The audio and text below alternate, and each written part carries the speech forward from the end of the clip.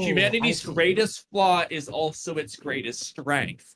So, from Kawaki's perspective and Jura's perspective, they're seeing the flaw in humanity. It's what led Inojin to his quote unquote death in this case. Kawaki, if he wasn't there to see it, which I think he should have been there to see it, at least be there to hear it, because it would further prove Kawaki's agenda that exactly. I Shinobi knew where are you're going those with who that, die early, because he thinks Shinobi are weak, because they are human. They have this flaw of humanity. That would have been great for developing Kawaki's further down this endless Shinobi thing. But he's experienced nothing.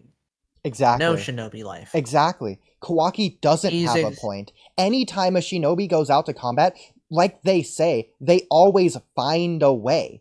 It doesn't matter how much stronger the opponent is. Kawaki has seen no one die, in the manga at least. That would lead him to have this philosophy. Sometimes you just have to look at just the manga alone, because if you are a viewer and you are reading a series, and only reading the series, you do not have any context from the anime, so just keep it from the manga. He has experienced nothing. Nothing. To have the opinion that he has. He is basing it off of what Naruto says. He hasn't actually experienced anything to have this opinion. Yeah, the manga needs to stand alone. Why that was so dumb to me when I was hearing that. You've literally not experienced a dang thing to have this opinion. The problem is, it's fine if he has that worry or fear at first.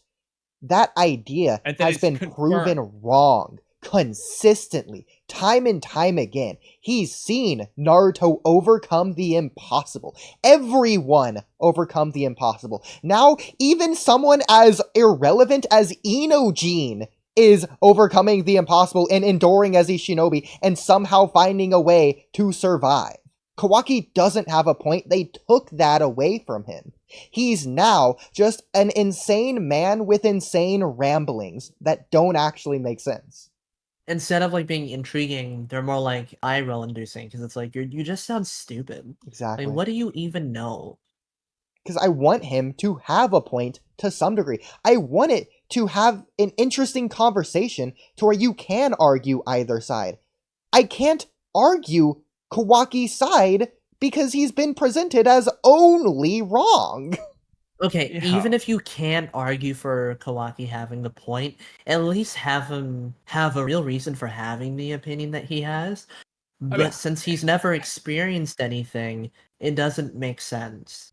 His reasoning is just that, like, Naruto was going to die versus Borushiki if Kawaki didn't save him. That's like, I'm like, wow, that's what made you flip?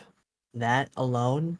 But then guess what? That's all you've experienced? Why? Because something always happens. They always find a way, whether it's him or not. At least they're fighting with their comrades. So even if it wasn't Naruto, it was still technically Kawaki. In this case, Inojin didn't find a way to survive.